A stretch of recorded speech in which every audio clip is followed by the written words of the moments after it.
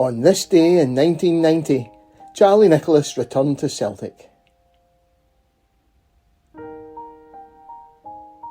Charlie Nicholas wouldn't win many popularity contests at Celtic Park today, but there was a time when he was the idol of the Celtic support, and even after his departure to Arsenal in 1983 and a barracking from those same supporters in a pre-season friendly against the Gunners at Celtic Park in 1984, most fans always hoped that one day he would come back home. In a second pre-season friendly in August 1987, Nicholas received a notably less hostile reception, and by the 10th of December 1988, when he had moved on to Aberdeen and was substituted in a 0-0 draw at Celtic Park, he was given a warm ovation by the home fans as he made his way off the pitch.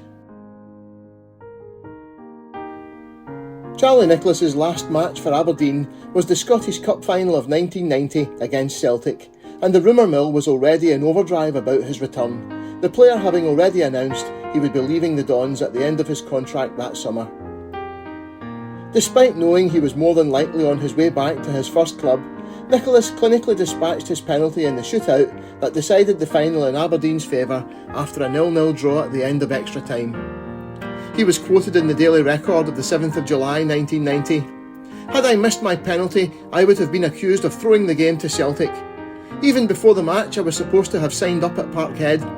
There was no extra pressure on me. I was playing for Aberdeen and they paid my wages at that time. Anyway, that was last season. I'm only thinking Celtic now." If ever an argument was put together as to how it never works out second time around, Charlie Nicholas would be Exhibit A, and despite the excitement over his return on the 6th of July 1990, the warning signs were already there.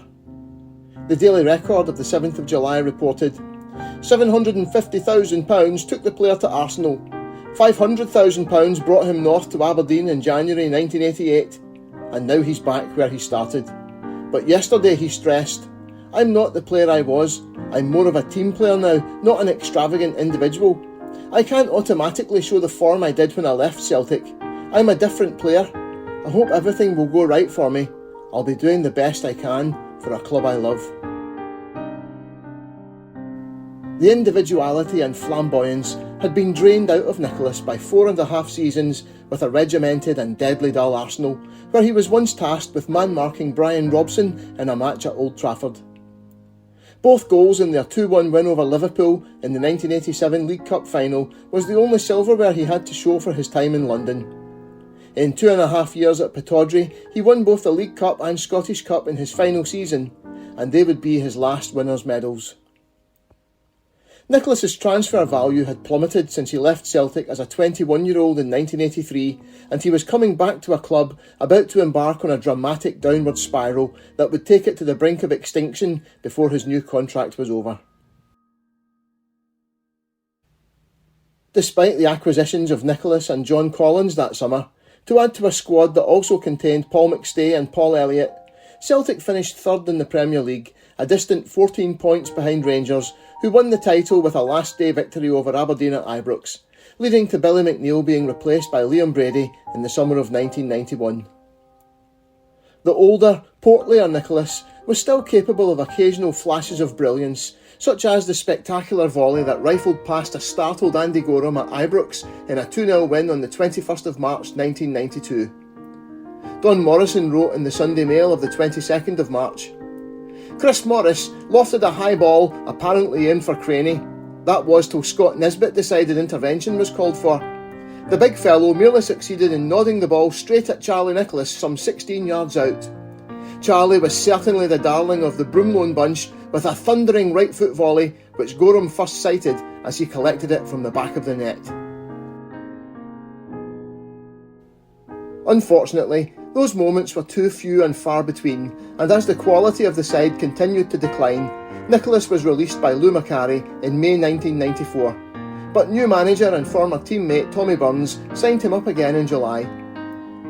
By then Charlie was long past his best, but his header, 6 minutes from the end of the League Cup final against Raith Rovers at Ibrox on the 27th of November 1994, looked as though it would end Celtic's 5-year trophy drought, until 2 minutes later Gordon Marshall spilled a shot and Gordon DL scored the equaliser from the rebound.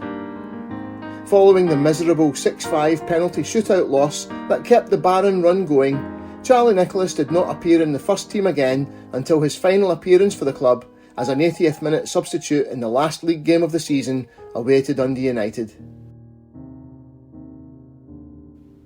Over 2 spells at Celtic, Charlie Nicholas scored 125 goals in 169 starting appearances, a more than respectable record.